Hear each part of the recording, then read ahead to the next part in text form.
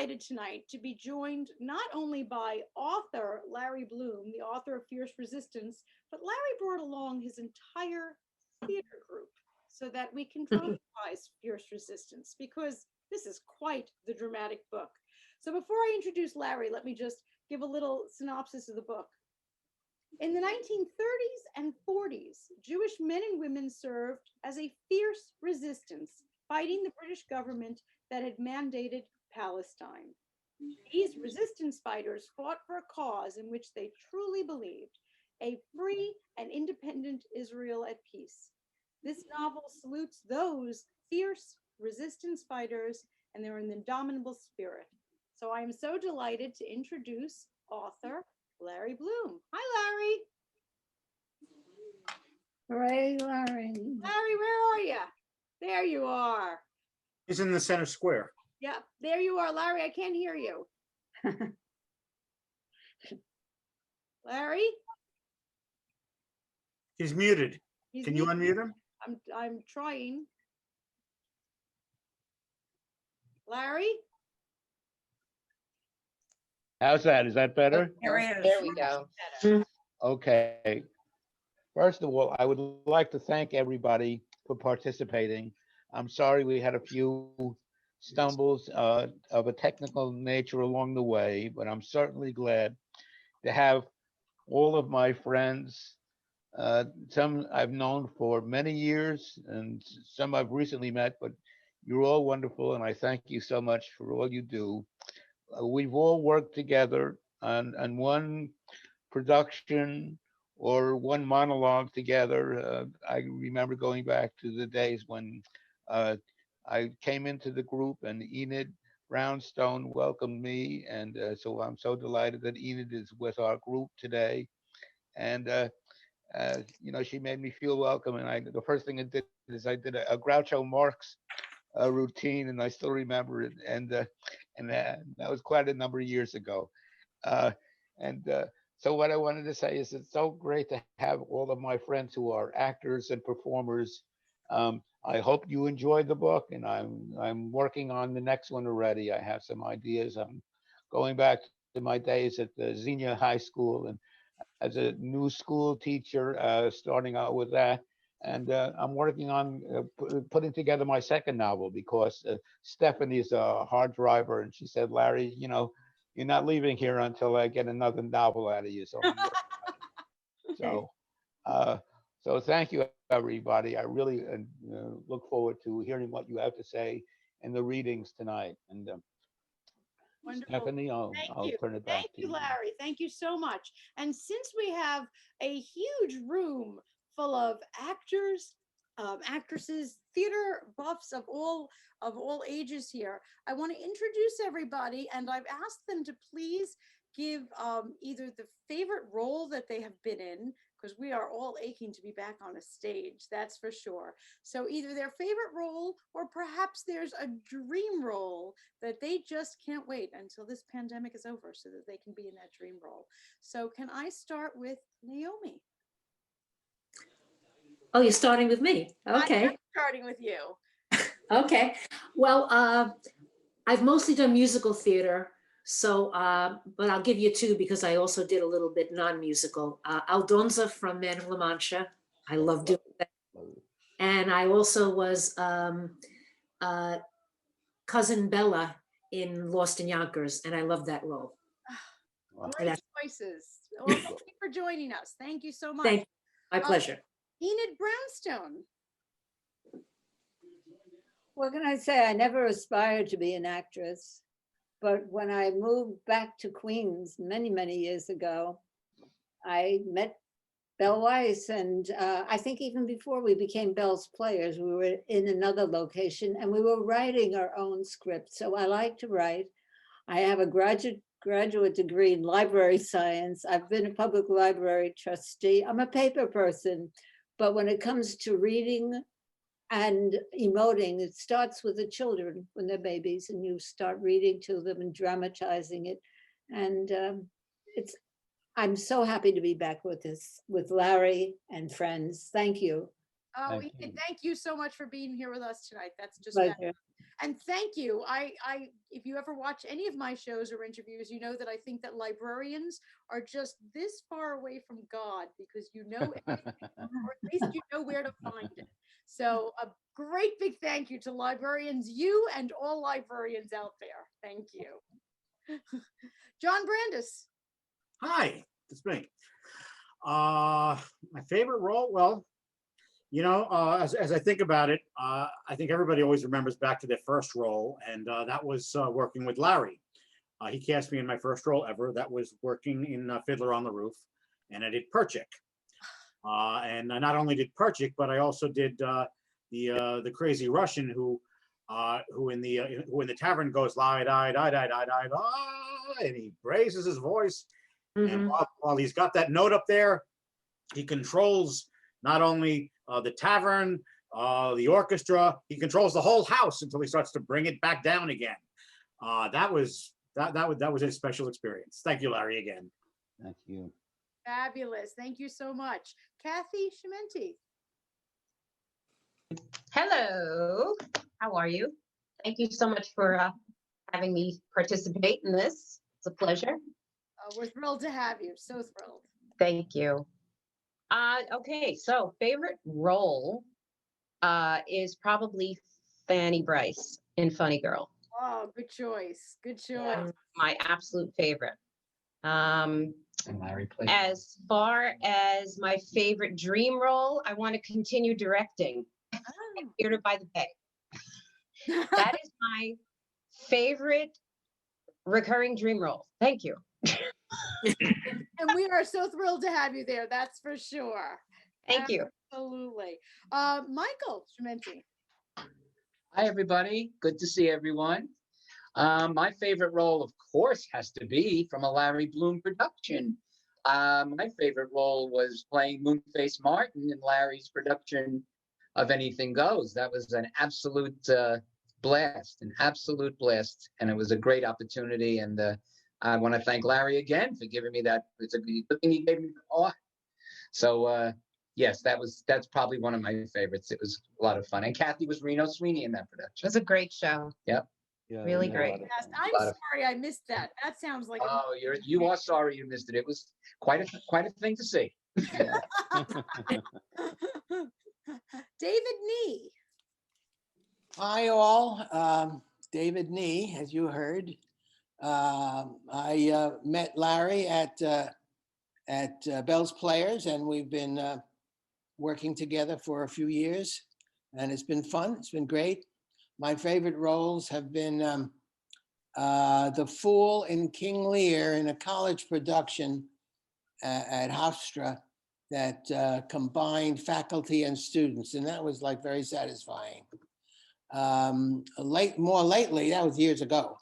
More lately, my favorite roles have been perhaps when I played in Death of a Salesman with Regina as my wife, the ill-fated salesman and the long-suffering wife in Death of a Salesman. Those are my two favorite roles that come to mind. Okay, so looking forward to today's recital of Fierce Resistance, which I enjoyed immensely. Thank you. Thank you so much. And thank you for joining us today. John Canning. Hi, Stephanie. Hi, everybody. Hello. It's a great pleasure to be participating. And, Larry's directed me in a number of shows, and I've loved, all of them.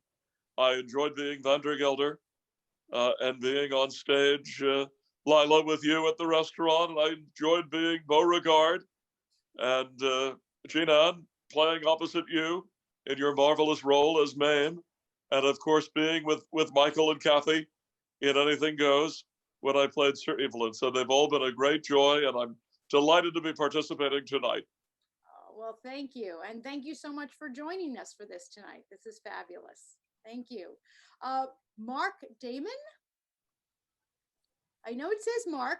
He's with Regina. I guess it's Regina. It's you, Regina. Okay. Thank you. I want to first introduce myself by telling you all that I have a severe hearing problem. So I began Bell's Players about 23, 24 years ago with Bell. And I didn't have a hearing aid then, but as I've aged, it has gotten severe. So if I don't respond, you'll understand why. Let me send you My favorite role I'll is send you- from a play that Naomi mentioned today, is the grandmother in Lost in Yonkers. Oh, And wow, I've great. done that. Yes, hi, Naomi. We have something in common.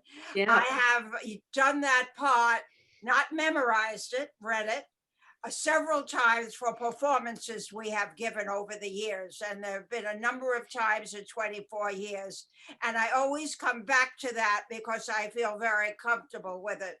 I had seen someone who was in our group years ago who had done that role first. And I was so impressed with how she did it. Enid might have remembered her. I think she was Eileen, I think, I'm not sure. She lived in Jamaica Estates, and she was magnificent. And I happen to have a cousin living near this person who gave me a little bit of her personal background privately, so I could understand how it came, how she portrayed that grandmother. And it's been an honor to be in the group all these years and to have Larry leading us once again. And he's our best friend and best pal and best director. Oh, well, thank And you. I'm looking forward to tonight and perhaps other times. You never know. Absolutely. Thank you for so much. listening. Ed Cushman. Ed Cushman is not on the call. He couldn't. He Oh, couldn't come on. Ed couldn't come on tonight. Oh, I see him right here. No? Oh. And I was Oh, good, Ed. Here he is. All right. I'm sorry, Ed. Anyway, apart from my questionable talents, I had the pleasure of being part of the Theater by the Bay, which Larry founded and directed quite a few shows and really gave it an illustrious place in the status of community theater. Larry certainly enhanced a lot of people in their roles. I had the pleasure of being the boss in a pajama game and the mayor in that illustrious great show, Music Man. So altogether, I had the joy of participating in these shows with quite a few people, and I'm glad to see some of my fellow beings on the stage here in this group. And Larry, many thanks for giving me the opportunity to join with you in doing this reading of Fierce Resistance. Fabulous. Fabulous. Joseph Swigert. Hello, Stephanie and everyone. My favorite roles are comedic roles. I've been in Guys and Dolls. I played Harry the Horse. And South Pacific, I played Luther Billis. And in the Marx Brothers film that was a play first, I played a faker in room service.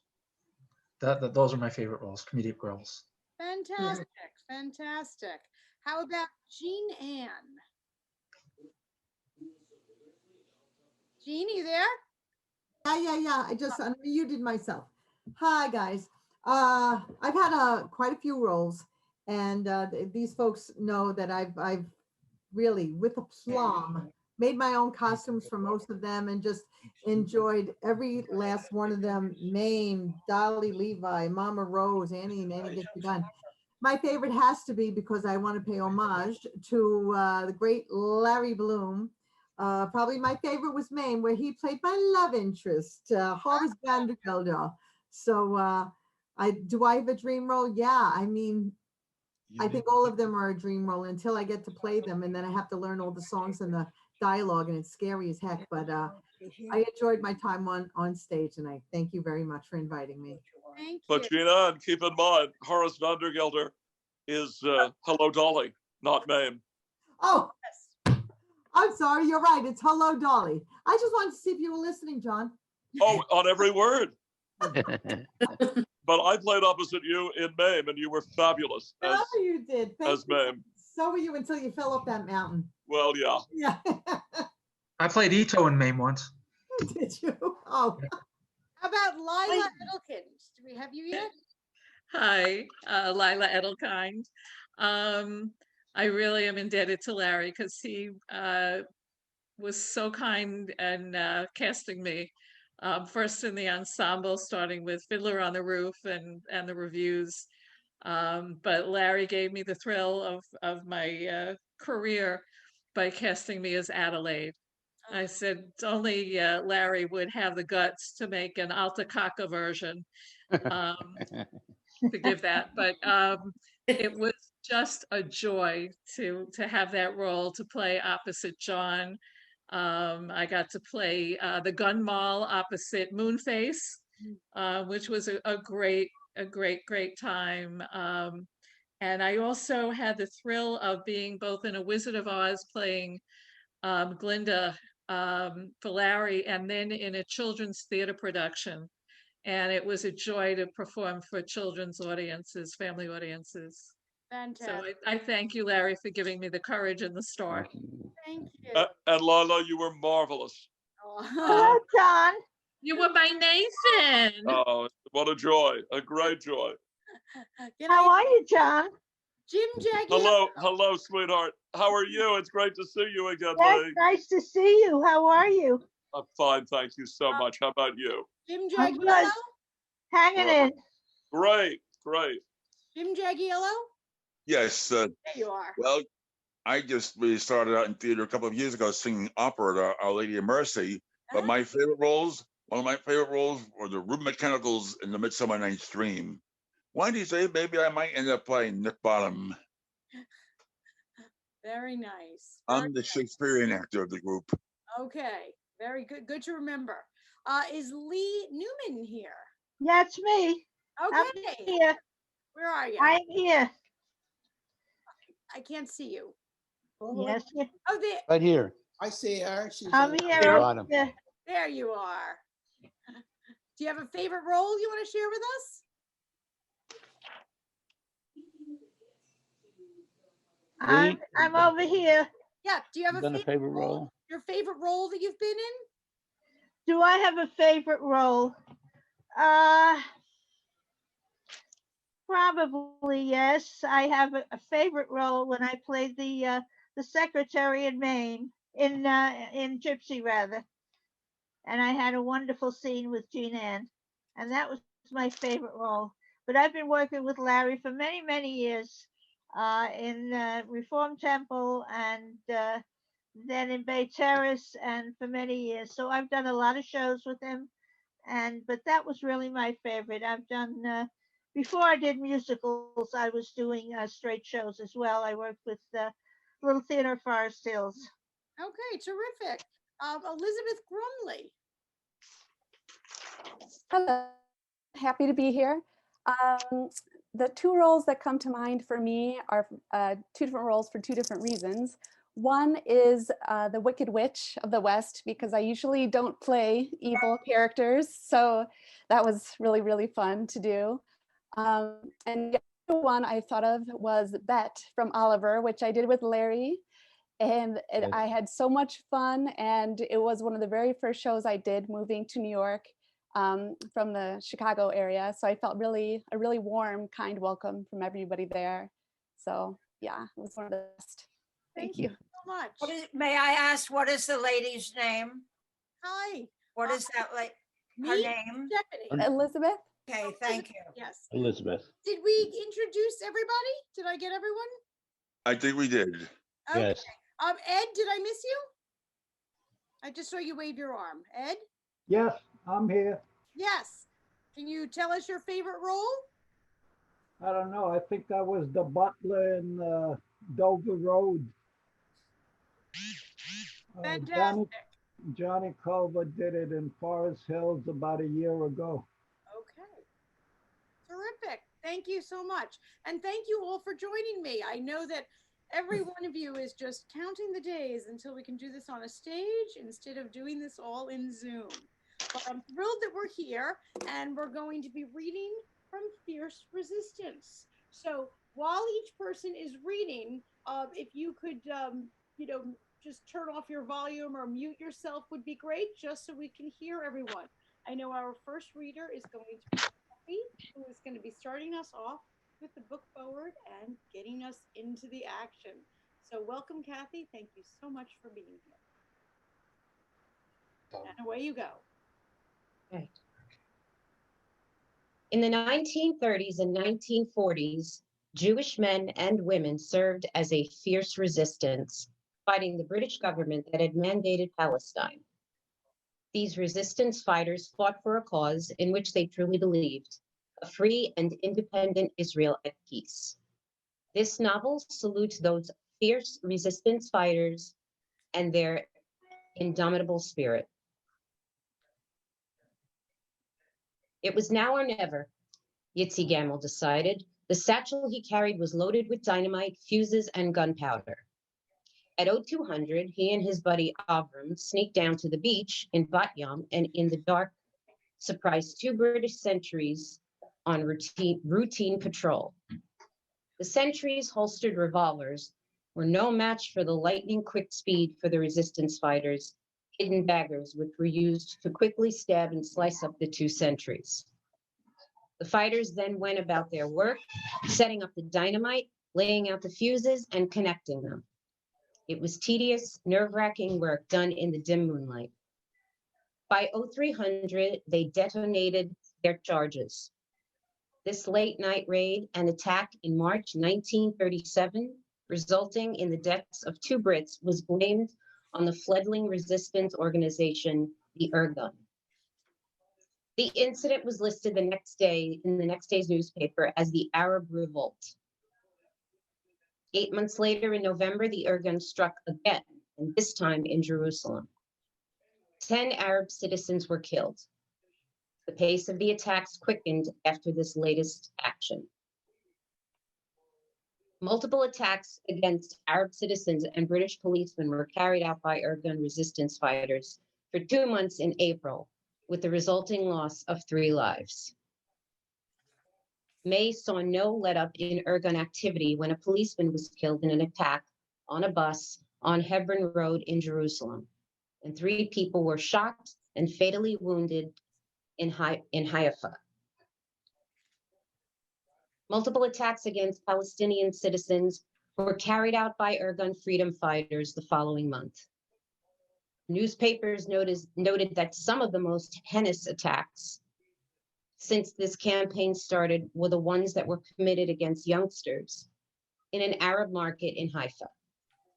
It was noted that most of the attacks were bomb attacks with the occasional use of guns. In the neighborhoods and side streets of Jaffa and Tel Aviv, Yitzhak Gemel was a local hero fighting for the resistance.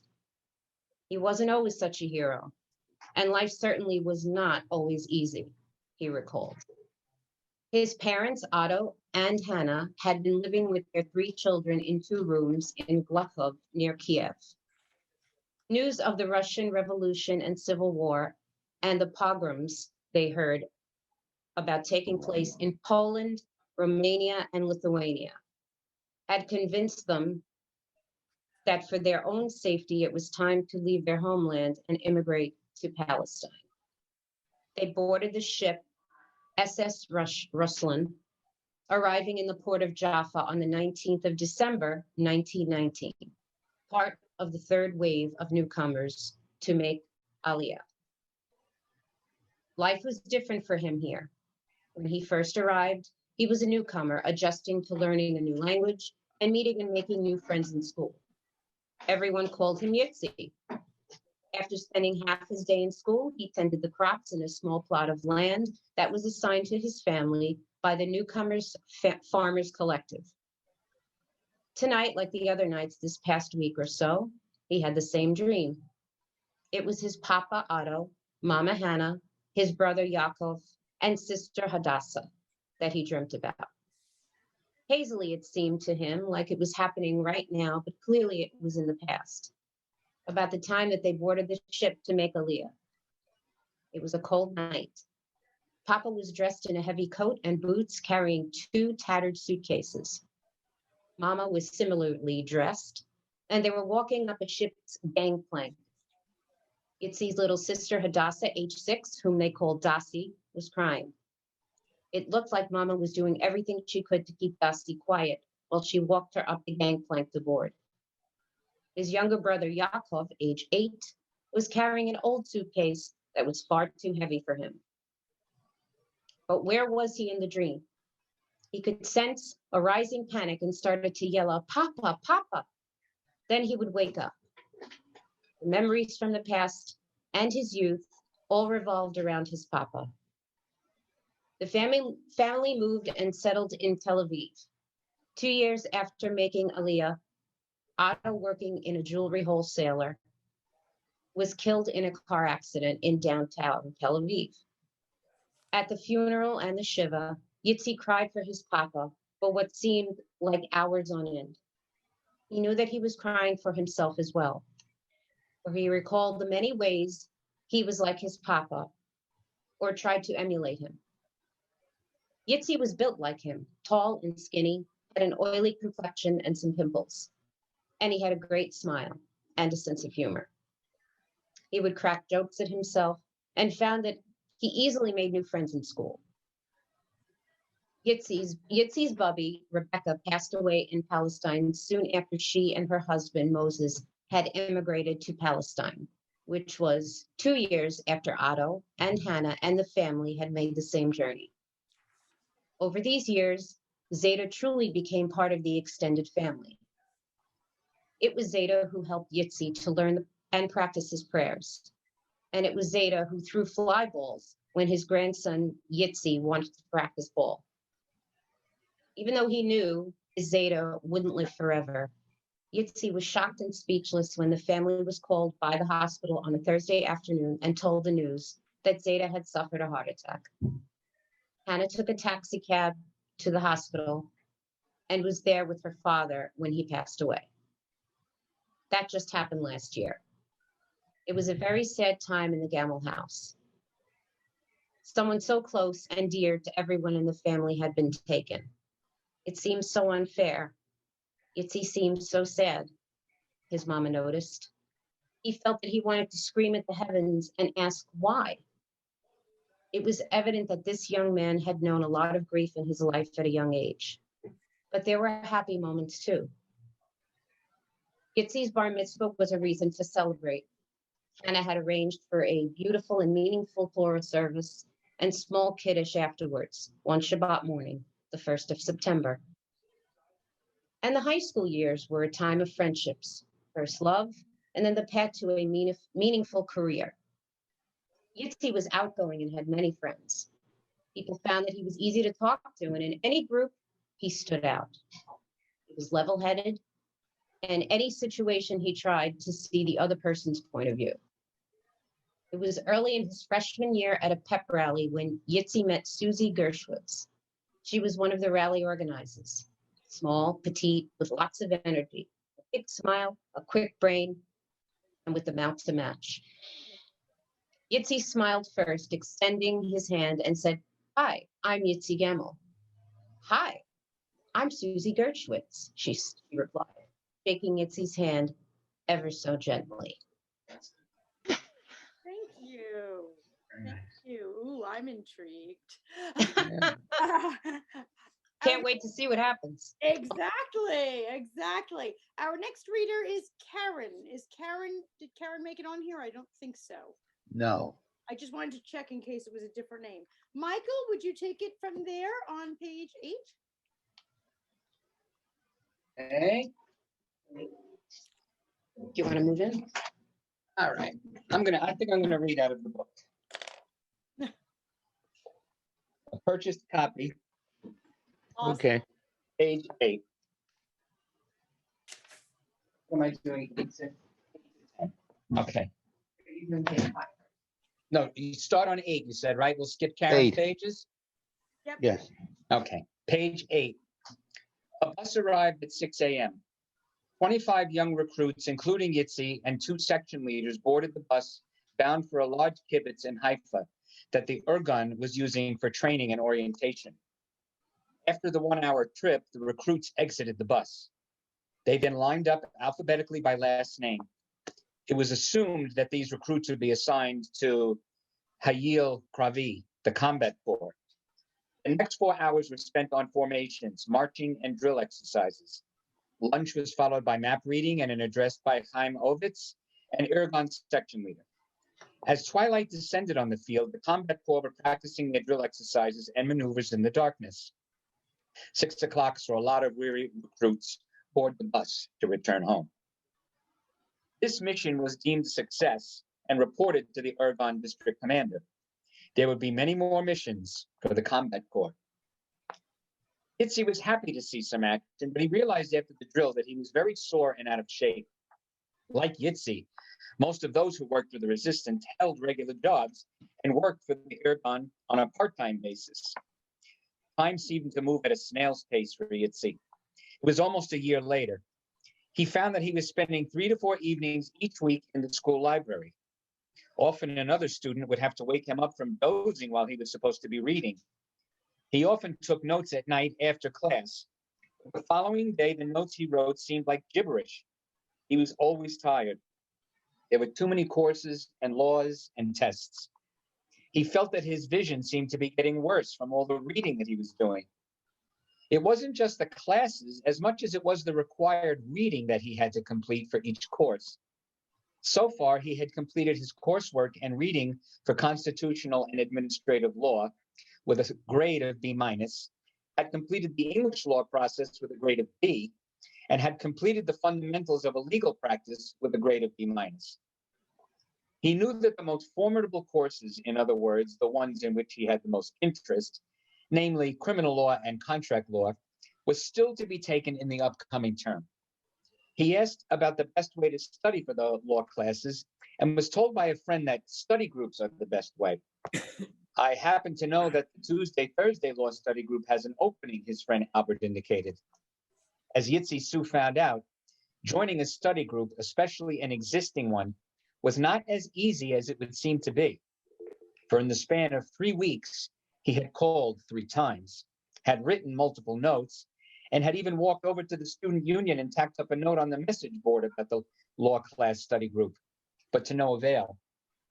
A student named M. Baum was proving impossible to reach, either by written note or repeated phone calls. It was discouraging. At 11 p.m. on Thursday evening, Yitzi thought he would try calling once more before going to sleep. A sleepy-sounding young lady answered the phone on the second ring. "Hello," she said. "Hi, I'm Itzhak Gamel," Yitzi said. "But my friends call me Yitzi. I've been trying to reach you." "Yes, hi, I know. I'm Miriam Goldbaum. I'm sorry. I know you tried to reach me these past few weeks, but had no luck. I've been out of town taking care of my mother," she added. He sounds nice, he thought. "If I understand your bulletin board posts, you want to join our Tuesday-Thursday legal study group. Is that right?" Miriam asked. "Yes, that's right," Itzhak answered. "Ask like a true lawyer," he added jokingly. Miriam didn't answer him. Maybe she didn't hear me, he thought, and let it drop. "Well, we do have the opening in our legal study group," Miriam said. "Oh, good. I'll take it. We meet every Tuesday and Thursday at 6 o'clock in conference room A in the library building," she said. "Bring your textbooks and notepaper and a pen." Brief and to the point, and that's that, he thought. At least I got into the study group. The next day was Thursday. Yitzi was looking forward to meeting Miriam and the other students in the study group. At 5:30 the next evening, Yitzi crossed the campus and arrived at the door to conference room A shortly before 6 o'clock. Study group students drifted in by 6:15, and Miriam was one of the last students to arrive, Yitzi noticed. She was short and petite, with long black hair flowing down her back. She was nearsighted and spoke with a soft voice. But what you immediately noticed was her smile. She had a way of putting others at ease, and a wonderful smile that seemed to brighten up the room and everyone in it. But not now. Miri felt the weight of everything going on in her life and felt that she needed to be the one to be cheered up. Study session went well, and Yitzi did well, participating fully. After the session, Miri asked Yitzi to join her for a cup of coffee in the Student Union Cafe. Everyone always said that Miri was a human dynamo. I'm usually energetic, she told Yitzi as they were sipping their coffees. I'm usually filled with a lot of energy, great at organizing a meeting or an event, and I'm always the most enthusiastic person in the room, she added. But not lately, because my mother's been really ill. It was unexpected, she added. Next reader. Is Donald here? No, I'm going to read Donald's part. Okay, terrific. Thank you, Larry. Okay, so it's on pages 11 and 12 in the book. So let me just turn to that and we'll get started.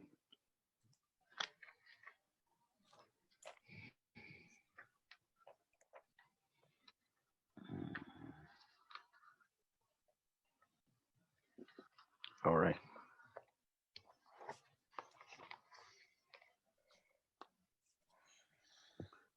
I am okay. She said, my mother's illness really upset me. I'm sorry to burden you with my sad story, Yitzi. Miri reached her hand out and squeezed Yitzi's hand. I'm sorry about your mother. How is she feeling? He asked her as he saw the tears welling up in Miri's eyes. It must be serious, he thought. Miri took a deep breath and said, my mother has cancer and it's terminal. And then she cried. Yitzi gave her a hug and his handkerchief. A few minutes passed while Miri collected herself. Yitzi got her a glass of cold water. It was clear that Miri wanted to talk about um, about uh, about her mother and share her feelings with Yitzi. She said almost wistfully, "I'm an only child. What about your father? My father hasn't been in the picture for many years. He was abusive to my mother, Devorah, and liked his alcohol," she said. "I'm sorry to hear this. The situation got unbearable. When you say it got unbearable, what do you mean?" "My father smacked my mother with his hand." "Smacked her? What happened then?" "My mother and I moved out of our apartment and moved in with my bubby, my grandma, Rebecca." "And how are things?" "Well, there's been peace and quiet and happiness ever since. But that's all changed with my mother's cancer. I imagine it's been tough for you." "Yes, it's been tough, especially on Mama. It's the it's the radiation treatment she's been getting that that's been the hardest," Miri added. "We deal with it. Everyone who knew Miri and her family saw that once the family settled in with Bubby, things got improved. They were there for each other, and they would handle whatever came their way with courage and optimism. Miri's mood improved. She was her old buoyant self. A month later, after one of the most lively study sessions that Miri could remember, Yitzi and Miri stopped in the student cafeteria for a cup of coffee. This had quickly become one of the rituals they both look forward to, sharing coffee in a spirited discussion with some of the other uh, session group members. Tonight's session was no exception. The discussion was organized by Miri. The subject was tort law negligence and the elements of a negligence case: duty, breach of duty, and causation and damages.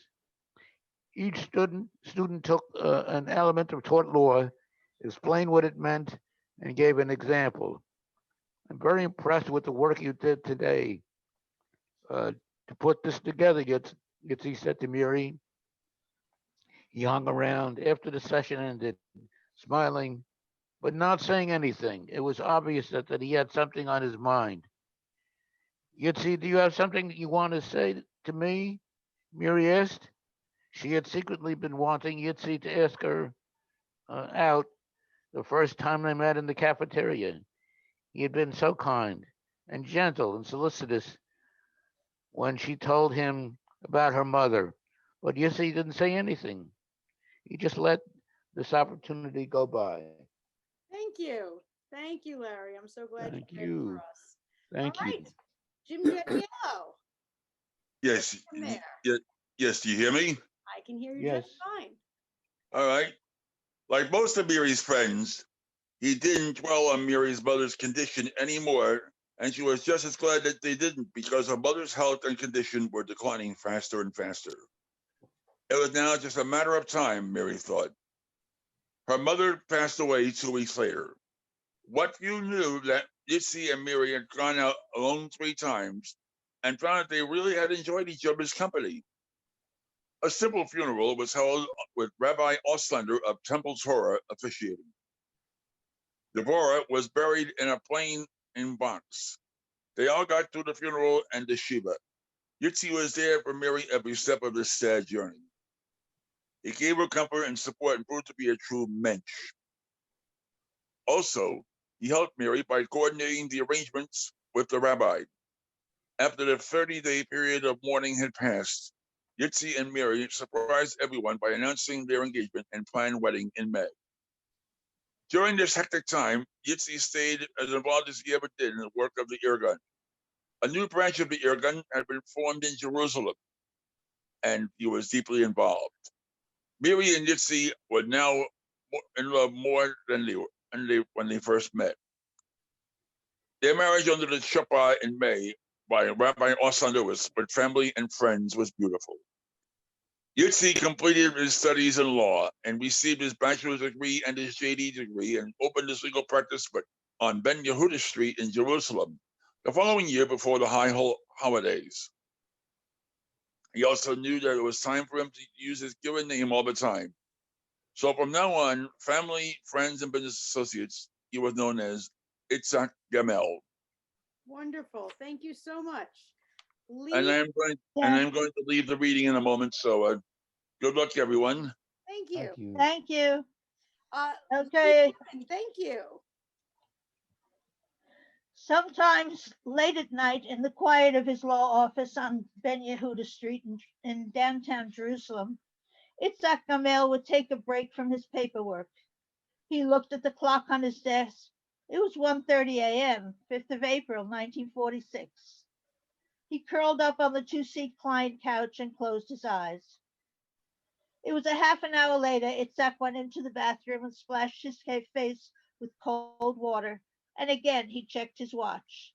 A little after 2. It was late enough, he thought, as he returned back to his desk, put some casework in his briefcase, and left the building. There was always parking behind the office building, and after this long day, Itzhak was happy to get inside his 40 Ford coupe and head home. His wife Miriam was fast asleep, so he quietly changed. It seemed like he had just gotten into bed and pulled the covers up when the alarm rang on the nightstand, 5:45 a.m. Itzhak showered and dressed, a quick toast and jam, and he headed to his car for the drive over to the office. In his mind, he reviewed his appointment calendar for the day. Since his practice was local practice, most of the cases he would see would be general law cases, a complicated will to work through, a tenant-landlord dispute, and a few telephone calls to be placed before the end of the day and his work with resistance. Itzhak knew that his cell, the Ben Yehuda fighters, would meet promptly at 6 p.m., whether he was there to start it or not. It was 5:15. He was running late. He hurried quickly to get to the tobacco warehouse. Most days, that was the routine. He would leave his car parked behind the office building, take the stairs from his second-floor office, walk out the door and over to the bus stop, 2 blocks away. The bus ride was quick. No one paid much attention to him as they were headed home from work. He tried not to look anybody in the eye. The less they focused on him, the better, he thought. It was a beat up old wood door that led to the room in the back. The ceiling was low. You had to duck under exposed beams and rusted nails before you made it inside. Hello, Itzhak. It was Ari. He always came a little early. He liked to talk to the others, hearing what they had to say, hearing what he had to say. Like many of the others, he worked in the fields after class, and then, like the others, he would get on the bus or hitch a ride to the warehouse. Itzhak looked around the room. Crates and barrels were scattered. The musty smell of stale tobacco hung in the air. Straight back cane chairs were set up in rows of 4 and 5. Men were coming in, greeting each other. Most of them were older. A few of them seemed to be around 22 or so. He could tell by their clothes. Some were farmers, some were students straight from school. And then there were a few dressed in their business suits. It was a little after 6 now. Itzhak strode into the room and silently sat down, facing the others.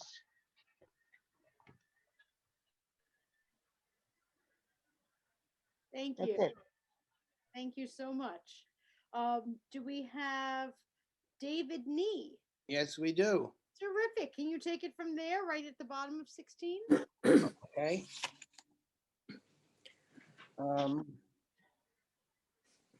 You could tell by their clothes, some were farmers, some were students straight from school. And then there were a few dressed in their business suits. It was a little after 6 now. Itzhak strode into the room and silently sat down facing the others. He was small in stature, couldn't have been taller than 6'2" or so. You could tell by looking at him that he was a learned man, a scholar. At first glance, he looked to be in his mid-40s. He was soft-spoken, and when he spoke, you had to lean in to hear him. His suit was rumpled, his gray hair was windblown, and there were deep creases in his face, probably from worries over money. Let's get started. We have a lot to talk about, he said. Itzhak looked around the room at the dozen or so seated there. Just about everyone was nodding in agreement, and then, just like every other time, as if by clockwork, the men stopped talking, grabbed chairs, arranged them in a semicircle facing Itzhak, and sat waiting expectantly. The first half hour was always devoted to status updates. To some of the men seated, this talk seemed to drone on and on. How many men were there on security patrol? How many new recruits? And so on. Benjamin, Itzhak's voice roused Benjamin Yosef out of his daydream. Yes, sorry, Benjamin replied. Itzhak glared at him for a moment and said, as one of our younger members, what are your thoughts, he asked. Benjamin looked around the room. Everyone had turned to look at him. Most of the younger men gave him a smile or at least an understanding look. The older men looked at him with disdain. Talk, I'm so sick and tired of talk, Benjamin said, and he sat down. Itzhak stopped, walked over to where Benjamin was seated, and in a very soft, measured voice said, you have something to say, Ben. That's why we meet. Let the others know how you feel. Forget it. I have nothing important to say. Just more talk, that's all, he replied. Daniel wouldn't let it go. He stood up, spun around to face Benjamin and said, stop pretending, Benji. tell them what's been on your mind for so long. You know you've got friends here. There was murmuring amongst the others in the room until Itzhak crossed to the center of the room and said, "We've given you every opportunity to speak, Ben, at every meeting." Benjamin stood up and cut Itzhak off. "I know, Itzhak, I know what you're going to say, that I just sit in these meetings and don't say anything. Maybe I've been waiting and hoping."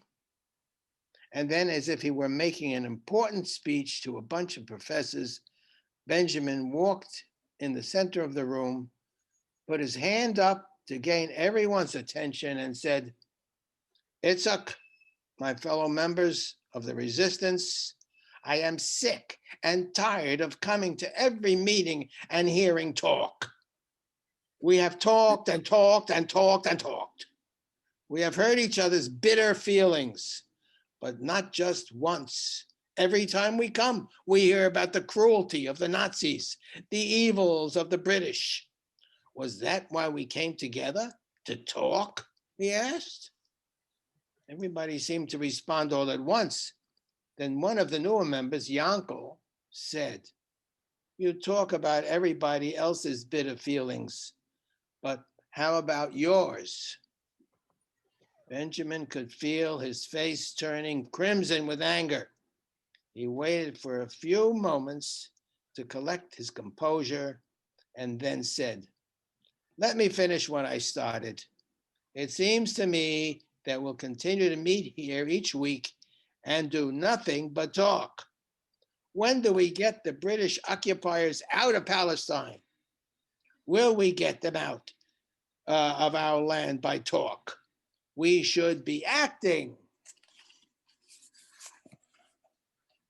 Now, the only way the British will remove will be with our fists and our guns, not by someone's bitter feelings left over from the war. It didn't take long for Itzhak to respond. "You're such a child. Ben, you think it's so simple. We just fire pistols and the British leave. Is that what you think?" he asked. "No, that's not what I mean," Benjamin replied as loudly and forcefully as he could. Itzhak stopped and seemed to glare at Benjamin. "You don't understand me, Itzhak," Benjamin said. He added, "We planned very carefully. We attack something like the supply fortress at Ramat Gan. If we're prepared, we can easily outmaneuver them." Everyone stopped and waited to see what Itzhak would do. Nothing dramatic took place. Instead, Itzhak turned and slowly walked to the front of the room and said, "No, forget that idea, Benjamin. That supply fortress is well guarded. Almost 1/4 of all British arms are kept there. Our men don't have the training to defeat the British and capture their arms. Don't forget, we're only one of many cells. Maybe in a few months, we'll be ready for action on a smaller scale. We must build up our strength and plan carefully before we can do something so bold as attack a fortress. To go into an action like that now would mean nothing short of a massacre. And what of our families, Itzhak? Don't you think our families deserve a better life? Better treatment than they've been getting, living in a land occupied by foreigners?" Benjamin asked. I think that's about it. All right, thank you. Regina, you can Yes. start right there. Okay. Now look, Ben, Itzhak replied, "I'm thinking of our families when I say we have to wait. We're not trained fighters, and it isn't just our cell. We have to coordinate with the others. If we rush into action blindly, it's going to mean lots of us in a battle we're not prepared to fight." "You talk like a coward," Benjamin replied. "Are you afraid to die?" "Afraid? It isn't that simple," Itzhak answered. There are so many factors that have to be considered.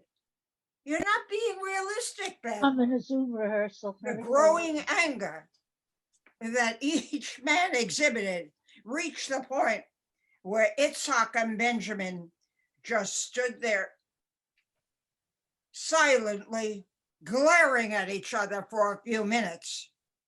It was clear that the dialogue wasn't over.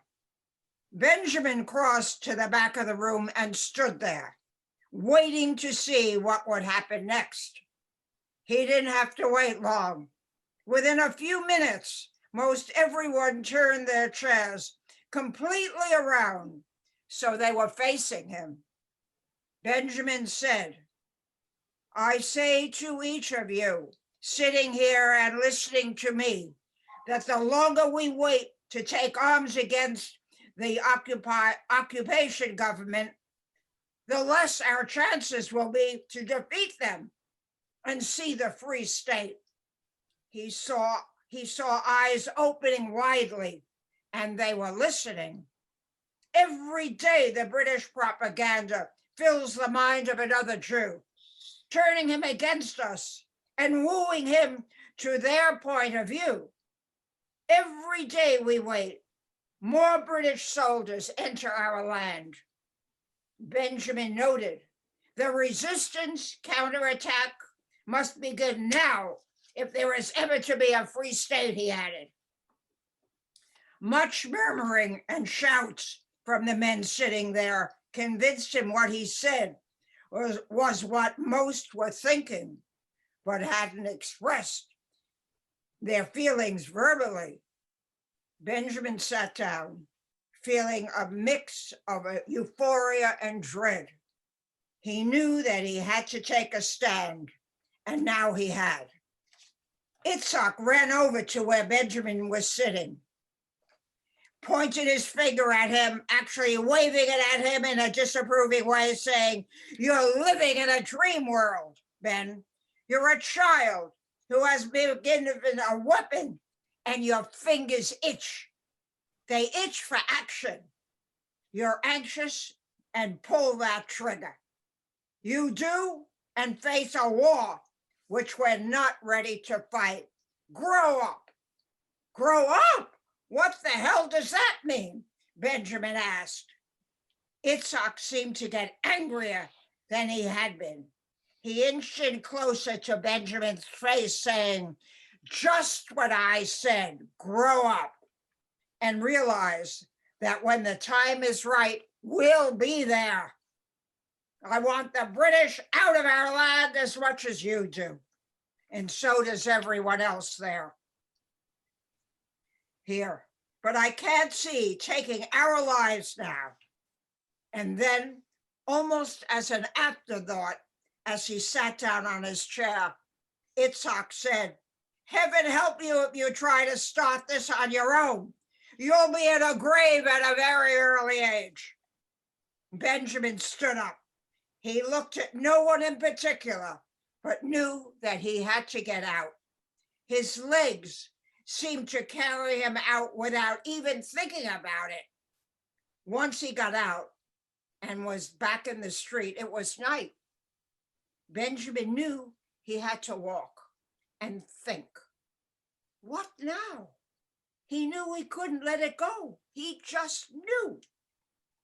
In the tobacco warehouse a few minutes later, Itzhak wrapped up the meeting with a good night and shalom. A few stayed a little longer, just to chat. Itzhak walked around the room, pulling the strings to turn off the overhead lights. As he usually did after the meeting broke, he headed down to the bus stop to go to his office. On the short walk to the bus stop and then on the bus, Itzhak had a chance to think about the meeting. Clearly, he was worried that youthful impatience might spiral his plans for the cell out of control. That's my part. Fabulous, fabulous Thank you. job. Thank you. Oh, go on, I forgot. There was not much that he could do, he thought, as he walked to his car and drove home. On the 20-minute drive home for dinner with Miriam, Itzhak thought about his involvement with the resistance. When his family first arrived in Jerusalem, his Hebrew was poor. Along with many others, he went to a school for newcomers for part of the day. And then in the afternoon, he worked in the fields. A lot of the planting of the crop and harvesting of the wheat was done by hand. Itzhak didn't bring home much money, but whatever he brought, he gave to his mother. Papa didn't work. He sat in the front room and either read or listened to music on the radio or napped. He had been a skilled carpenter, but there were no jobs. It was in the fields where Itzhak met Avram. They called him Avi. Like so many of the other newcomers, Itzhak learned about the struggle for a free Palestine from his friends in school. He would hear them talk about the resistance movement, the fight for a homeland for the Jews. Avi knew a lot and patiently answered Itzhak's questions. He said to Itzhak, "Come down to a meeting. We meet weekly, more when we need to. We need good men like you." Itzhak remembered that first meeting. Everyone seemed so friendly. Some older men, some his age. They asked him to stand up and tell them who he was. He did. They clapped and shook his hand and patted him on the back and let him know that he was welcome. In the meeting, the men talked about the newly organized resistance group called Haganah. One of his new friends, Shmuel, explained to Itzhak and the others at one of their regular Tuesday night meetings that local Arab gangs had been attacking Jews. "Now look," Shmuel said, "the Brits are running our government, but they're not doing anything to protect us." That's it. Thank you. Thank you so much. Wow. That's it. Fantastic job to That's all it. of our readers. Thanks for joining us on Between the Covers. I hope you enjoyed the show. If you're an author who would be interested in appearing on our show, or perhaps you're a member of a book club, we do host book clubs as well, please visit betweenthecoverstv.com. By the way, at betweenthecoverstv.com, you can watch past episodes in addition to learning more about our authors and guests. So sign up there if you would like to be a guest on the show yourself. And if you have some books that you would like to get written or published, visit redpenguinbooks.com. Thanks so much for joining us.